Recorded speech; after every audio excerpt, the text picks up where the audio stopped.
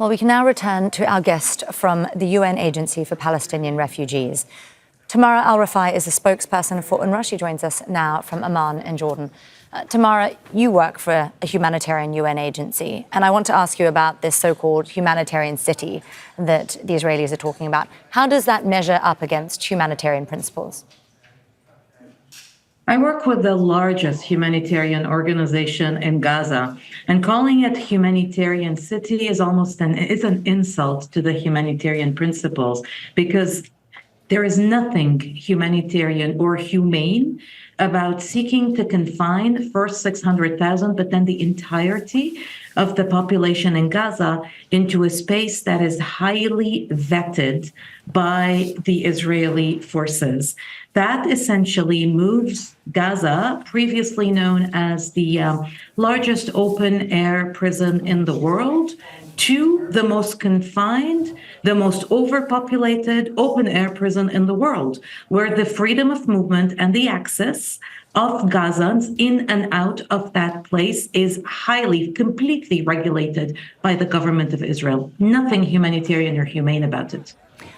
Let me ask you about what this might look like in practice. The idea that the entire population of Gaza could be housed in the ruins of Rafah, is that even feasible, possible?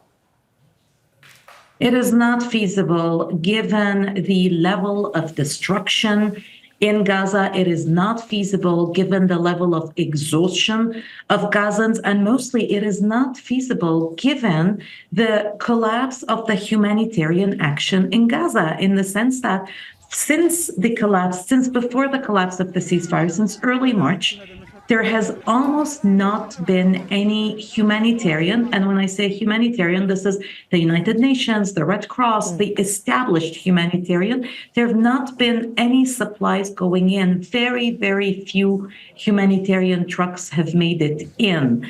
And instead, the international principled humanitarian community is being replaced by a so-called mechanism that, instead of giving Gazans food, is actually killing Gazans while they queue for food. So with the lack of expertise, with the lack of supplies, with the high level of desperation and anxiety, but mostly with the relentless bombardment, 21 months minus 2 brief ceasefires, the situation, I've heard it on your program a few minutes ago, is apocalyptic.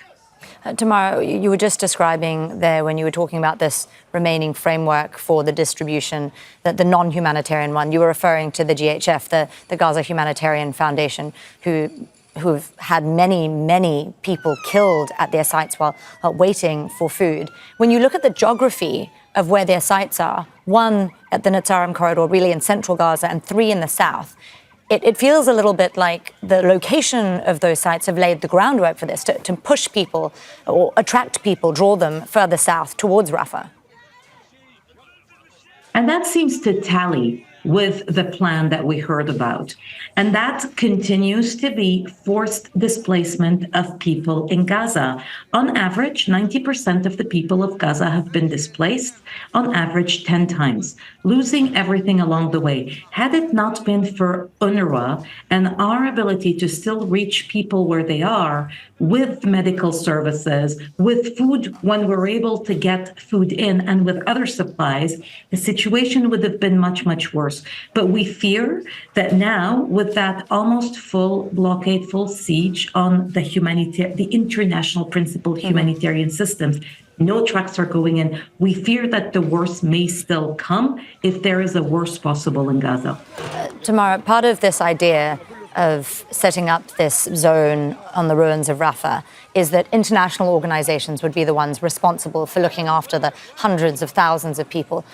What sort of provision would need to be made for that? Has anyone reached out to discuss this, for instance, with the United Nations?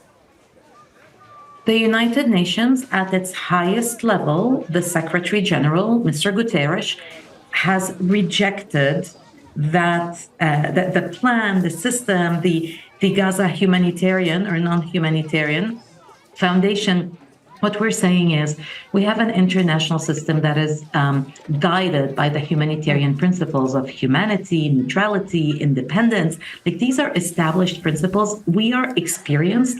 The UN, the Red Cross movement, the different INGOs have worked together in all disaster areas and wars in the world. Why are we seeking to undermine? Why is an entity, a country, the government of Israel, backed by the US, seeking to undermine that system, if not as a continuation of the forced displacement and the forced uprooting and moving of Gazans into, as you said it, and as the plan said it, the ruins of Rafah? Everything is destroyed, and yet it is called a humanitarian city. A city is where people live, where they sleep, where their children go to school, where hospitals function, where there's freedom of movement. This is not a humanitarian city. It's not a city. Tamara al-Rifai, spokesperson for UNRWA. Thank you so much for joining us again on the Al Jazeera News Hour, Tamara. Make sure to subscribe to our channel to get the latest news from Al Jazeera.